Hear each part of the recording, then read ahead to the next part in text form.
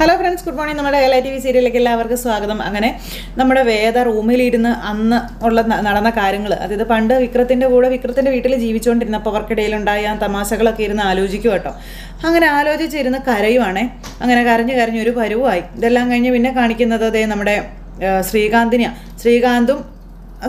അമ്മായച്ചനും കൂടി വാസുവിൻ്റെ വീട്ടിലേക്ക് വരുന്നു. അന്ന് കോളിംഗ് ബെൽ അടിച്ചു.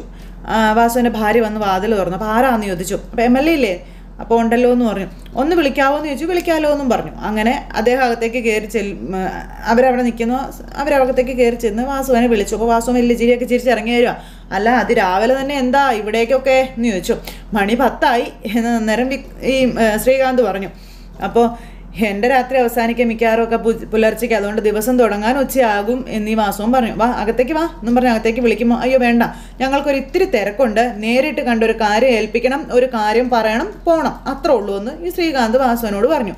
എന്തായാലും ഒരു കപ്പ് കാപ്പി കുടിച്ചിട്ട് ആദ്യമായിട്ട് വരുന്നല്ലേ വാ എന്ന് പറഞ്ഞ് വിളിച്ചു. കാപ്പി കുടിക്കാൻ അച്ഛനെയും അമ്മയും കൂട്ടി ഞാൻ ഫോർമലായിട്ട് വരുന്നുണ്ട്, എന്താ പോരെ എന്ന് ശ്രീകാന്ത് വാസുവിനോട്. വാ വന്നേ എന്നും പറഞ്ഞുകൊണ്ട് ഇങ്ങനെ വാസുവിനെ വിളിച്ച് പുറത്തേക്ക് കൊണ്ടുപോവുക. അപ്പോൾ അച്ഛനും ഇവരും കൂടെ പോകുന്നത് അമ്മയും മോനും കൂടെ നോക്കി നിൽക്കും. അപ്പോൾ ഇവർ പുറത്ത് പോയി നിന്ന് എന്തൊക്കെയോ പറയും കേട്ടോ. അപ്പോൾ അവരമ്മ ദീപ്തിയുടെ ആങ്ങളെയും ഒക്കെയാ എന്ന് പറയുമ്പോൾ ആഹാ അവരെന്തൊക്കെയോ സംസാരിക്കുന്നുണ്ടല്ലോ. അച്ഛനോട് ഉടക്കൊന്നും ഇതുവരെ പറഞ്ഞിട്ടില്ല, എന്നാലും ഇനി ചിലപ്പോൾ അവർ അത് തന്നെ ആയിരിക്കും സംസാരിക്കുന്നുണ്ടാവുക എന്നൊക്കെ അമ്മ ഇങ്ങനെ ചോദിക്കുമ്പോൾ എന്തോ ഞാനത് പറഞ്ഞപ്പോൾ ദീപ്തിക്കൊന്നും വിശ്വാസം ആയില്ലെന്നാണ് മകൻ പറഞ്ഞത്. അപ്പോൾ അവൾക്ക് അവളുടെ ചേട്ടനെ ഒട്ടും വിശ്വാസമില്ലെന്നാണ് പറഞ്ഞത്. സൂക്ഷിക്കണം, അവസാന നിമിഷം ആരും അവളുടെ പക്ഷമെന്ന് ഇങ്ങനെ മകൻ അമ്മയോട് പറയുന്നു. അപ്പോൾ ഇവരവിടെ നിന്ന് എന്തൊക്കെയോ വലിയ കാര്യമായിട്ട് ചർച്ചയാണ്. അപ്പോൾ നീ ഇങ്ങനെ വന്ന് നോക്കിക്കാൻ, നീ മാറിക്കേ, എനിക്ക് അടിച്ചു വരണം എന്നും പറഞ്ഞിങ്ങനെ അമ്മ ഇവരെ നോക്കിക്കൊണ്ട് അടിച്ചു വരുന്നു. മോനകത്തേക്ക് കയറി പോവുകയും ചെയ്തു. അപ്പോൾ അങ്ങനെ ഇവർ സംസാരിക്കുക. എനിക്ക് വാസുവിൻ്റെ ബുദ്ധിമുട്ടും കാര്യങ്ങളൊക്കെ മനസ്സിലാകും. ഇങ്ങനൊരു നീക്കം അറിഞ്ഞാൽ മകൻ സമ്മതിക്കില്ല അല്ലേ എന്ന് ശ്രീകാന്ത് ചോദിക്കാം. മകൻ്റെ സ്വഭാവം ഇപ്പോൾ ഒരുപാട് മാറിയല്ലേ അത് പിന്നെ ദീപ്തിയുടെ കൂട്ടല്ലേ, അവൾ മാറ്റിക്കളഞ്ഞ് കാണും എന്ന് ശ്രീകാന്ത് ഇങ്ങനെ അന്നേരം അവിടെ നിന്ന് പറയുക. വാസുവിൻ്റെ മകൻ്റെ കാര്യം അച്ഛനോട് ഞാൻ ചെറുതായിട്ട് സൂചിപ്പിച്ചിട്ടുണ്ട്, പ്രതീക്ഷ അത്ര പ്രശ്നമൊന്നും ഉണ്ടായില്ല കേട്ടോ എന്ന് പറഞ്ഞപ്പോൾ ആണോ എന്നാൽ പൂർണ്ണമായും ഓക്കെയാണെന്ന് പറഞ്ഞുകൂടാ കേട്ടോ. പിന്നെ ഇലക്ഷനൊക്കെ കഴിഞ്ഞ് വാസുവൻ ജയിച്ചു വരുമ്പം സംഗതി മാറുമെന്ന് പറഞ്ഞു. അപ്പം അക്കാര്യത്തിൽ സംശയമൊന്നും വേണ്ട എന്ന് പറഞ്ഞു വാസുവൻ. അത് ഞങ്ങൾക്കറിയാമല്ലോ എന്നും പറഞ്ഞുകൊണ്ട് ഈ നമ്മുടെ ശ്രീകാന്തിൻ്റെ അമ്മായച്ചൻ വാസുവിനുള്ള ഗ്രൗണ്ട് സപ്പോർട്ട് അത് മണ്ഡലത്തിൽ പിന്നെ വേറെ ആർക്കാ ഉള്ളത് എന്നൊക്കെ ഇയാൾ ചോദിച്ച് പൊക്കി വിടുക വാസുവനെ. പിന്നെ എടാ നീ അതെടുത്ത് കൊടുക്കടാ എന്ന് പറഞ്ഞു. അപ്പോൾ അത് ഞാൻ മറന്നു കേട്ടോ എന്നും പറഞ്ഞുകൊണ്ട് ഇങ്ങനെ ശ്രീകാന്ത് കുറച്ച് പൈസ എടുത്തു കൊടുത്തു. എന്നിട്ട് 5 ലക്ഷം ഉണ്ടെന്നും പറഞ്ഞു. ബാക്കി നമുക്ക് പിന്നെ നോക്കാമെന്ന് പറഞ്ഞു. വാസൻ ശരി എന്ന് പറഞ്ഞിരിക്കുക. പിന്നെ വിക്രത്തെ അങ്ങോട്ട് കയറി ഒന്നും ചെയ്യേണ്ടെന്നേ ഞങ്ങൾ പറയത്തുള്ളൂ കേട്ടോ. ഇങ്ങോട്ട് വന്നാൽ മിണ്ടാതിരിക്കാൻ വേണ്ട കേട്ടല്ലോ.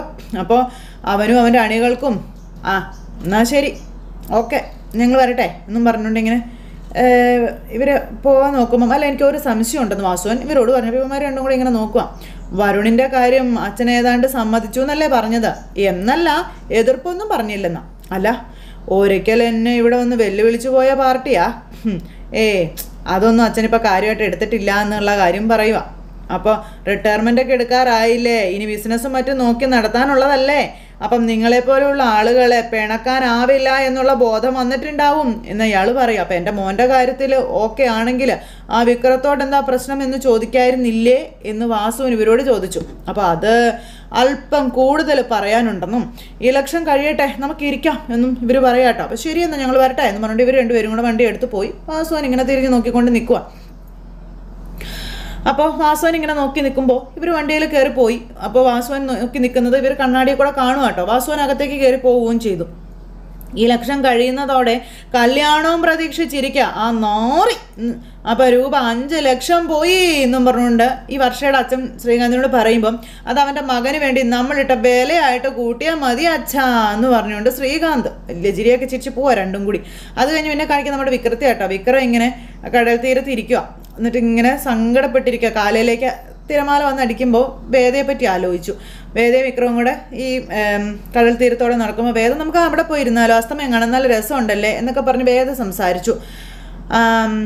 അങ്ങനെ ഇച്ചിരി കൂടെ കഴിഞ്ഞിട്ടുണ്ടെങ്കിൽ തിരമാലകൾ അല്ലെങ്കിൽ കടൽ വന്ന് നമ്മുടെ സൂര്യനെ മൂടും തുടങ്ങിയ കാര്യമൊക്കെ വിക്രം ഇങ്ങനെ പറയാം.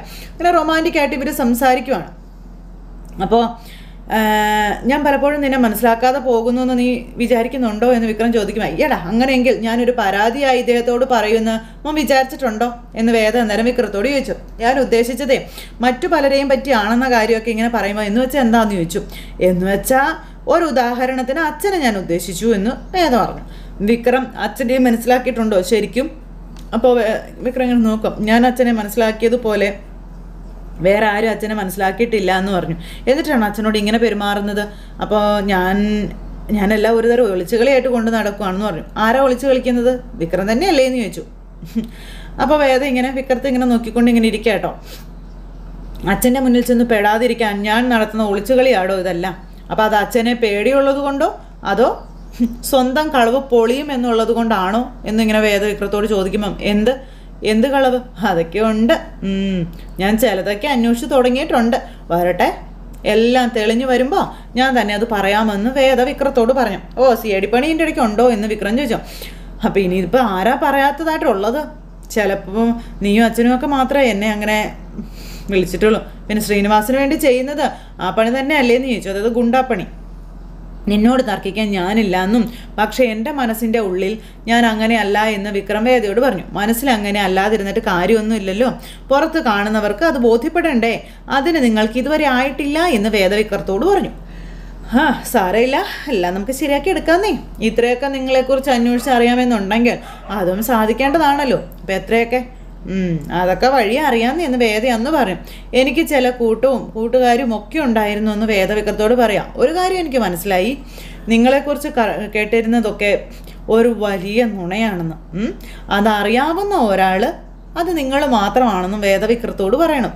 നിങ്ങൾക്ക് മാത്രമല്ല, വേറെ ചിലർക്ക് കൂടി നിങ്ങൾ പഴയ ആ കാര്യത്തിൽ നിരപരാധിയാണെന്നുള്ള കാര്യം അറിയാം. അധികം വൈകാതെ അതുകൂടി ഞാൻ കണ്ടെത്തും എന്ന് വേദ വിക്രത്തോട് പറയുമ്പം നിനക്കെന്താ അക്കാര്യത്തിൽ ഇത്ര ഇത്? അപ്പം ഞാനും നിങ്ങളും ഭാര്യയും ഭർത്താവും ആയി പോയില്ലേ എന്ന് വേദ വിക്രത്തോടന്ന് പറഞ്ഞു. നാട്ടുകാരുടെ മുന്നിൽ പറയാനുള്ള ലേബൽ എന്നുള്ളതല്ലാതെ അതിൽ വലിയ അർത്ഥമൊന്നും ഇല്ലല്ലോ എന്ന് വേദയോട് വിക്രം അന്നേരം പറഞ്ഞു. അപ്പോൾ അത് കേട്ടപ്പോൾ വേദ ഇങ്ങനെ നോക്കുക. ചിലപ്പോൾ ഞാൻ ആലോചിക്കാറുണ്ട്, എന്തിനാണ് നമ്മളിങ്ങനെയൊക്കെ കഴിയുന്നതെന്ന് പോലും. സത്യത്തിലേ നമ്മൾ രണ്ടുപേരുടെയും ജീവിതം സ്പോയിൽ ചെയ്ത് കളയല്ലേ എന്ന് വിക്രം ചോദിച്ചു. ആണോ? എനിക്ക് പക്ഷേ അങ്ങനെ തോന്നുന്നില്ല കേട്ടോ എന്ന് വേദ തിരിച്ചും പറഞ്ഞു. കാരണം എന്താണെന്ന് വിക്രം ചോദിക്കുമ്പോൾ ഞാൻ ഈ ജീവിതം എൻജോയ് ചെയ്യുന്നത് കൊണ്ടാണെന്ന് പറഞ്ഞു. ശരിക്കും നേരാടോ ഞാൻ പറഞ്ഞതെന്ന് വേദ വിക്രത്തോട് പറയും. ഇപ്പം എനിക്ക് വിക്രത്തെ കുറെ കൂടി നന്നായിട്ട് അറിയാമെന്ന് വേദ പറഞ്ഞു. ഇനി കുറച്ച് നാളും കൂടി കഴിഞ്ഞാൽ കുറെ കൂടി നന്നായിട്ട് എനിക്കറിയാമല്ലോ എന്ന് വേദ വിക്രത്തോട് പറയാം. പിന്നെ ഒരുമിച്ച് വേണോ അതോ രണ്ടായിട്ട് വേണോ അങ്ങോട്ടുള്ള ജീവിതമെന്ന് അത് കഴിഞ്ഞിട്ട് തീരുമാനിച്ചാൽ പോരെ എന്ന് വേദ വിക്രത്തോട് പറഞ്ഞു. ഒരു തരം ഡേറ്റിംഗ് അല്ലേ എന്ന് വേദയോട് വിക്രം ചോദിച്ചു. എന്നൊന്നും പറഞ്ഞുകൂടാ, എന്തായാലും പണ്ടത്തെ പോലെ അല്ല കേട്ടോ. ഇയാളോടൊപ്പം നടക്കുമ്പോഴും ഇരിക്കുമ്പോഴും എനിക്കും ഒരിത്തിരി സന്തോഷമൊക്കെ തോന്നിയിട്ടുണ്ട് മാഷേ എന്ന് പറഞ്ഞു. അങ്ങനെ അവർ രണ്ടുപേരും കൂടെ അങ്ങനെ ഇരുന്ന് അന്ന് പറഞ്ഞ കാര്യങ്ങളെല്ലാം ഇപ്പം നമ്മുടെ വിക്രം ഇരുന്ന് ആലോചിച്ച് സങ്കടപ്പെട്ട് കരഞ്ഞ് ഇങ്ങനെ ഇരിക്കുക. അതെല്ലാം കഴിഞ്ഞ് പിന്നെ കാണിക്കുന്നത് അവിടെ എല്ലാവരും ഫുഡ് കഴിക്കുക. അതായത് നമ്മുടെ വേദയുടെ വീട്ടിൽ. അപ്പോൾ ഫുഡ് കഴിക്കാനായിട്ട് വേദ വരാത്തത് കൊണ്ട് അമ്മയും കഴിക്കാനിരുന്നില്ല. അപ്പോൾ ചേച്ചി ഇപ്പോൾ വരും, അമ്മ ഇരുന്നോളാൻ പറഞ്ഞു നമ്മുടെ ദീപ്തി. അപ്പോൾ അവളെവിടെ പോവാന്ന് ചോദിച്ചു. അവൾക്ക് പിന്നെ ജോലിക്ക് പോകണ്ടേന്ന് ചോദിച്ചു. അവൾ കോടതി പോകുന്നുണ്ടോ എന്ന് ചോദിച്ചു ശ്രീകാന്ത്. അപ്പോൾ ചേച്ചി എന്തിനാ പോകാതിരിക്കുന്നതെന്ന് ദീപ്തി ചോദിച്ചു. അല്ല, ഈ ആളുകളുടെ ചോദ്യങ്ങളും മറ്റും ഒഴിവാക്കാൻ കുറച്ച് ദിവസം പോകാതിരിക്കാമല്ലോ, ഞാൻ അത്ര ഉദ്ദേശിച്ചോളൂ എന്ന് ശ്രീകാന്ത്. അപ്പോൾ അതിൻ്റെ കാര്യമൊന്നുമില്ല ശ്രീകാന്തെ, അവളായിട്ട് തുടങ്ങി വെച്ചത് അവളായിട്ട് തന്നെ അവസാനിപ്പിച്ചു എന്നല്ലേ ഉള്ളൂ. അതിലിപ്പോൾ ആളുകൾക്ക് എന്താ എത്ര കാര്യമുള്ളതെന്നൊക്കെ ദീപ്തി അമ്മ ചോദിക്കുക. ചേച്ചി അങ്ങനെ സ്വന്തം ഇഷ്ടപ്രകാരം ആ ബന്ധം അവസാനിപ്പിച്ചു എന്ന് എനിക്ക് ഇപ്പോഴും വിശ്വസിക്കാനാകുന്നില്ല എന്ന് ദീപ്തി പറയുമ്പം അതിലെന്താ ഇത്ര വിശ്വസിക്കാതിരിക്കാനുള്ളതെന്ന് ശ്രീകാന്ത് ചോദിച്ചു. അതല്ല, അവർ തമ്മിലുള്ള ബന്ധം നേരിട്ട് കണ്ടിട്ടുള്ള ഒരാൾ എന്നുള്ള നിലയിലേ എനിക്കത് അങ്ങോട്ട് അത്ര ഡൈജസ്റ്റ് ആവുന്നില്ല എന്ന് ദീപ്തി പറയാം. നീ ഇത്രമാത്രം നേരിട്ട് കണ്ടത് എങ്ങനെയാണെന്ന് ദീപ്തി അന്നേരം ചോദിക്കാം. നിൻ്റെ ആ തല്ലിപ്പുള്ളി ചെറുക്കൻ്റെ കാര്യത്തിൽ അവൾ ഇടപെടാൻ വന്നപ്പോഴല്ലേ എന്ന് വർഷ ചോദിച്ചു. അപ്പം എൻ്റെ കാര്യത്തിൽ നിങ്ങൾക്ക് എന്താ ഇത്ര ടെൻഷൻ, അത് ഞാൻ തീരുമാനിച്ചാൽ പോരെന്ന് ചോദിച്ചു വർഷയോട് ദീപ്തി. അത് ആ ചെറുക്കൻ്റെ സ്വഭാവം നാട്ടുകാർക്ക് അറിയാവുന്നത് കൊണ്ടാന്ന് പറഞ്ഞു. ഈ നാട്ടുകാരെന്ന് പറയുന്ന അത്ര പുണ്യാളന്മാരൊന്നും അല്ലല്ലോ. ഈ സോഷ്യൽ മീഡിയയിലൂടെ മറ്റുള്ളവരെ ജഡ്ജ് ചെയ്യാനും അവരുടെ ജീവിതത്തെക്കുറിച്ച് അഭിപ്രായം പറയാനും സമയം കണ്ടെത്തുന്നവരെ ആദ്യം സ്വന്തം ജീവിതം കണ്ണാടി വെച്ച് നോക്കട്ടെ, അപ്പോൾ കാണാം കൂടുതൽ വൃത്തികേടുകൾ. തൽക്കാലം നീ ഇത് കഴിക്കുക, ഇപ്പം തർക്കിക്കാനൊന്നും നിൽക്കണ്ടെന്നും പറഞ്ഞ് ദീപ്തി അമ്മ വഴക്കും പറഞ്ഞു. അപ്പോഴേക്കും വേദ ഇറങ്ങി വന്നു. അപ്പം നീ കഴിക്കുന്നില്ലേ മോളെന്ന് ചോദിച്ചപ്പോൾ വേണ്ട അമ്മ ഇപ്പം തന്നെ സമയം വൈകിയെന്ന് പറയാ വേദ. അങ്ങനെ വേദ പോകാനായിട്ട് ഇറങ്ങുമ്പം ഞാൻ നിന്നെ കാത്തിരിക്കായിരുന്നല്ലോ, ഒരു പഴമെങ്കിലും കഴിക്കാൻ പറഞ്ഞു അമ്മ. അപ്പം ഞാൻ കാപ്പി എടുക്കാമെന്നും പറഞ്ഞുകൊണ്ട് അമ്മ അകത്തേക്ക് കയറിപ്പോയപ്പോൾ വേദ വന്ന് അങ്ങനെ ഇരിക്കുക. അപ്പോൾ അതെന്താ കഴിക്കാത്തത്, ഞാനാ ഉണ്ടാക്കിയത് വേദയെന്ന് നമ്മുടെ വർഷ അവിടെ നിന്ന് വേദയോട് പറയുമ്പോൾ അയ്യോ വർഷിച്ചാണ് ഉണ്ടാക്കിയത്, ഇത് ആദ്യമേ പറയണ്ടേ, എന്നാൽ സൂപ്പറായിട്ടുണ്ടെന്ന് ഞാൻ പറഞ്ഞേനെ എന്നൊക്കെ പറയാം ദീപ്തി. അതായത് വലിയ രസമൊന്നുമില്ല ഫുഡെന്ന് നമ്മുടെ ദീപ്തി പറഞ്ഞപ്പോൾ വേദ ഒന്ന് ചിരിച്ചിട്ട് അവിടെ ഇരുന്ന് പഴം എടുത്ത് കഴിക്കുക. അപ്പോൾ വേദ ഇരുന്ന് ഭക്ഷണം കഴിക്കാൻ തുടങ്ങിയപ്പോഴത്തേക്കും ശ്രീകാന്ത് വേദേ എന്നും പറഞ്ഞിങ്ങനെ വിളിച്ചു കേട്ടോ. വേദ മൈൻഡ് പോലും ചെയ്യുന്നില്ല. നീ ശ്രീനിവാസനെ എതിരെ അപ്പിയർ ചെയ്യുന്നുണ്ടല്ലേ എന്ന് ശ്രീകാന്ത് ചോദിക്കാം. ആ തേരാട്ടിൽ ശ്രീധരന് വേണ്ടിയിട്ടാണോ അതെന്നൊക്കെ ശ്രീകാന്ത് ചോദിക്കുമ്പോഴും വേദ ഒന്നും മിണ്ടുന്നില്ല കേട്ടോ, ഒരക്ഷരം പോലും ഇയാളോട് മിണ്ടുന്നില്ല. വർഷം നേരം ഇങ്ങനെ നോക്കുവാണ്. ദീപ്തിയും ഇങ്ങനെ ശ്രദ്ധിക്കുന്നുണ്ട്. അയാളൊരു ഫ്രോഡ് കേസാണ്, മാനം മര്യാദയ്ക്ക് ജീവിക്കുന്നവർക്കെതിരെ കേസ് കൊടുക്കലാണ് അയാളുടെ പ്രധാന തൊഴിൽ എന്ന് പറയുമ്പോൾ എന്നാൽ വേറെ ചില ഫ്രോഡുകൾ പ്രചരിപ്പിക്കുന്നതായിരിക്കും എനിക്കങ്ങനെ തോന്നിയിട്ടില്ല എന്ന് വേദ ശ്രീകാന്തിനോട് പറഞ്ഞു. അന്നേരം ഇങ്ങനെ നോക്കുക കെട്ടിയോനെ. അപ്പോൾ നീ എന്താ ഒരു മൊന വെച്ചൊക്കെ സംസാരിക്കുന്നത്, ശ്രീയേട്ടന് അങ്ങനെയാണെന്നുള്ള ഒരു കുത്തൽ എന്ന് വർഷ പറയുമ്പം അയ്യോ ഞാൻ നിങ്ങളുടെ ഭർത്താവ് അങ്ങനെയാണെന്നൊന്നും പറഞ്ഞിട്ടില്ല, ചില ഫ്രോഡുകൾ പ്രചരിപ്പിക്കുന്നത് അങ്ങനെയാണെന്നേ പറഞ്ഞിട്ടുള്ളൂ, അത് വിശ്വസിക്കേണ്ട എന്ന് മാത്രമേ ഞാൻ ഉദ്ദേശിച്ചുള്ളൂ. അപ്പം നിങ്ങളുടെ ഭർത്താവോ, അപ്പം നിൻ്റെ ആരുമല്ലേ എന്ന് ചോദിച്ചു വർഷ നീ മിണ്ടാതിരിക്കാൻ പറഞ്ഞു ശ്രീകാന്ത്. എന്താ ഇവിടെ പ്രശ്നമൊന്നും അമ്മ ഒന്ന് ചോദിച്ചു. ഒന്നുമില്ല അമ്മയെന്ന് പറഞ്ഞു വേദ. അമ്മ ഇരിക്കാൻ പറഞ്ഞു, ഞാൻ വിളമ്പി തരാമെന്നും പറഞ്ഞിട്ട് അവിടെ ഇരുത്തി അമ്മയ്ക്ക് വേദ ഭക്ഷണം വിളമ്പി കൊടുക്കുക. അപ്പം നീ എന്തുദ്ദേശത്തിലാണ് ഇപ്പോൾ പുറപ്പെട്ടത്? അപ്പോൾ എനിക്ക് ധൈര്യ ഉദ്ദേശമൊക്കെ ഉണ്ടെന്ന് നിങ്ങൾ സമ്മതിച്ചല്ലേ, എനിക്ക് അത് മതിയെന്ന് പറഞ്ഞു വേദ. ഞാൻ പല കാര്യങ്ങളും ചെയ്തത്, ഉദാഹരണത്തിന് വിക്രമൻ്റെ വീട്ടിൽ നിന്ന് ഇറങ്ങിപ്പോകുന്നത്, അപ്പോൾ പിന്നെ ഭീരത്വം കൊണ്ടല്ല എന്ന് മനസ്സിലായില്ലേ എന്ന് വേദ ശ്രീകാന്തിനോട് പറയുക. അപ്പോൾ എല്ലാവരും ഇങ്ങനെ ഒന്ന് നോക്കും. അപ്പോൾ വേദ എന്തൊക്കെയോ മനസ്സിൽ വെച്ച് സംസാരിക്കുന്നതെന്ന് എല്ലാവർക്കും മനസ്സിലാവുകയും ചെയ്തേ. ഇവരാണ് ഒന്നും മിണ്ടാതെ ഇങ്ങനെ തലയും കുമ്പിട്ടിരിക്കുകയാണ്. ശ്രീനിവാസനെ പോലെ ഒരാൾക്കെതിരെ കേസ് നടത്തണമെങ്കിൽ ഇത്തിരി ധൈര്യവും മുന്നൊരുക്കവും ഒക്കെ വേണമെന്നും ഞാൻ ഇടപെടുന്ന ഏത് കേസുകെട്ടിലും ആ ഒരു മുന്നൊരുക്കം നടത്തിയിരിക്കുമെന്ന് വേദ.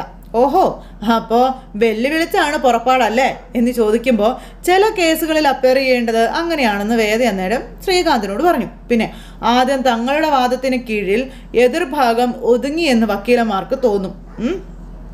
വിജയിച്ചു എന്നുള്ള തോന്നലിൽ അവർ ചില അബദ്ധങ്ങളൊക്കെ കാണിക്കും. അങ്ങനെ അവനെ അവിടെ ഇട്ട് പൊരിച്ചെടുക്കുകയാണ് നമ്മുടെ വേദ എല്ലാവരുടെയും മുന്നിലിട്ട്. ഇവനൊട്ടും പ്രതീക്ഷിച്ചില്ല വേദ ഇങ്ങനത്തെ പോയിന്റുകൾ പറയുമെന്ന്. അപ്പോഴായിരിക്കണം ഏറ്റവും പ്രധാനപ്പെട്ട പോയിന്റുമായിട്ട് നമ്മൾ ആക്രമിക്കേണ്ടത് എന്ന കാര്യം വേദ ശ്രീകാന്തിനോട് പറയണം.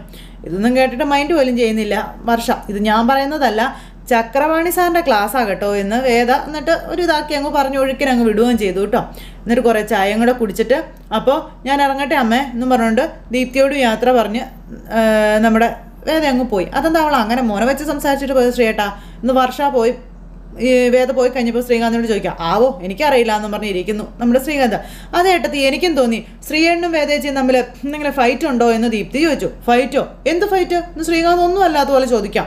മനസ്സിലൊരു കാര്യം മറച്ചു വെച്ച് മറ്റൊന്ന് പറയുന്നത് പോലെയായിരുന്നു വേദേച്ചിയുടെ സംസാരമേ, അതുകൊണ്ട് ചോദിച്ചതാ കേട്ടോ എന്ന് പെങ്ങള് ആങ്ങളയോട് പറഞ്ഞു. അവളുടെ മനസ്സിൽ നിന്ന് ഇപ്പോഴും അവൻ ഇറങ്ങിപ്പോയിട്ടുണ്ടാവത്തില്ല, അതുകൊണ്ടായിരിക്കും അങ്ങനെയൊക്കെ പറഞ്ഞത്. അപ്പോൾ അതെന്തായാലും കറക്റ്റാ, അത്ര പെട്ടെന്നൊന്നും അത് ഇറങ്ങിപ്പോകുമെന്ന് ശ്രീയേട്ടൻ വിചാരിക്കുകയും വേണ്ടാന്ന് പെങ്ങൾ ആങ്ങളയോട് പറഞ്ഞു. അമ്മ നോക്കിക്കോ, വേദേച്ചിയെ ഇവിടെ അധികം നാളൊന്നും കാണത്തില്ല എന്ന് ദീപ്തി പറയുമ്പോൾ നീ ഒന്ന് മിണ്ടാതിരിക്കുക ദീപ്തി എന്ന് പറഞ്ഞു അമ്മ. അല്ലെങ്കിൽ അമ്മ കണ്ടോ വേദേച്ചിക്ക് എന്തോ സാധിക്കാനുണ്ട്, അതിനു വേണ്ടിയാ ഈ മാറി നിൽപ്പ്. അപ്പം നീ എന്താ പറയുന്നതെന്ന് അമ്മ ചോദിക്കുമ്പോൾ അത് എന്ത് സാധിക്കാനാണെന്ന് ശ്രീകാന്ത് ചാടിക്കയറി ചോദിക്കുക. അതൊന്നും എനിക്കറിയത്തില്ല, പക്ഷെ എന്തോ ഒന്നുണ്ട്, അത് ഞാൻ വളർന്നത് വേദേച്ചിക്കൊപ്പം, ആ മനസ്സിൽ എന്തെങ്കിലും ഉണ്ടെങ്കിൽ എനിക്കത് മനസ്സിലാകുമെന്ന് ദീപ്തി ശ്രീകാന്തിനോട് പറഞ്ഞു. അപ്പം ശ്രീകാന്ത് ആ ഒരു മുന്നൊരുക്കവും കൂടെ നോക്കണം, അത്രേ ഉള്ളൂ കാര്യം. അതും പറഞ്ഞ് ദീപ്തി അവിടെ നിന്ന് എഴുന്നേറ്റ് പോയി. ദീപ്തി അങ്ങ് പോയി കഴിഞ്ഞപ്പോൾ പിന്നെ കാണിക്കുന്നതെന്ന് പറഞ്ഞിട്ടുണ്ടെങ്കിൽ നമ്മുടെ വേദ അവിടെ ഓഫീസിലേക്ക് വന്നപ്പോൾ വിക്രവും അവരെല്ലാവരും വേദയെ കാത്ത് അവിടെ നിൽപ്പുണ്ട്. അപ്പോൾ നമുക്ക് വേദയോട് സംസാരിക്കാമെന്ന് പറഞ്ഞു. എന്ത് സംസാരിക്കാൻ? അല്ല വേദ എന്താ ഇങ്ങനെയെന്ന് അറിയണമല്ലോ എന്ന് അവരെല്ലാവരും കൂടെ പറയുമ്പോൾ അത് നമ്മുടെ രാജേട്ടനൊക്കെ പറയുമ്പം ഇതിൽ ഇത്രയും അറിയാൻ എന്താ ഉള്ളത്? തേരാട്ടിൽ ശ്രീധരൻ കൊടുത്ത കേസ് അവൾ വാദിക്കാൻ തീരുമാനിക്കുന്നു. കേസിൻ്റെ പ്രതിസ്ഥാനത്ത് ശ്രീനിവാസൻ സാറ് വരുന്നു. പിന്നെ തെളിവിനായിട്ട് കേസിൽ പങ്കാളി എന്ന് വിശ്വസിക്കുന്ന എന്നെയും വിളിച്ചത് കോടതിയാണ്. കോടതി കൂടും മുൻപ് പ്രതിഭാഗം വക്കീലിനെ പോയി കണ്ടിട്ട് എന്താ കാര്യമെന്ന് വിക്രം ചോദിക്കാം. അപ്പം അതേ ജോസഫേ, ചിലപ്പോൾ സ്വാധീനിക്കാൻ ശ്രമിച്ചെന്ന് പറഞ്ഞു വേദ അത് വേറെ കേസാക്കിയാൽ അതും ആയെന്നും പറഞ്ഞുകൊണ്ട് ഇവരിങ്ങനെ നിൽക്കും. അപ്പോൾ വേദ ഇങ്ങനെ നടന്നു പോകുന്നു. അപ്പോഴേക്കും ആ പുളിക്കനെന്ന് പറഞ്ഞ പുള്ളിക്കാരൻ അവിടെ നിന്ന് നോക്കുക കേട്ടോ. വേദ പോകുന്നത് കണ്ടിട്ടുണ്ട്. അപ്പോൾ അത് ശ്രീകാര്യം ശ്രീനിവാസനോട് പറയുന്നു. അപ്പോൾ വേദയല്ലേ പോകണമെന്ന് ചോദിച്ചു. അപ്പോൾ അതേന്ന് പറഞ്ഞു.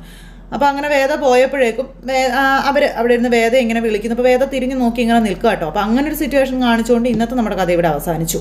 അപ്പോൾ എല്ലാവരും കാത്തിരുന്ന് കാണണേ. എല്ലാവർക്കും നല്ലൊരു ദിവസം ആശംസിക്കുന്നു. വീണ്ടും കാണുന്നത് വരെ എല്ലാവർക്കും ടാറ്റാ.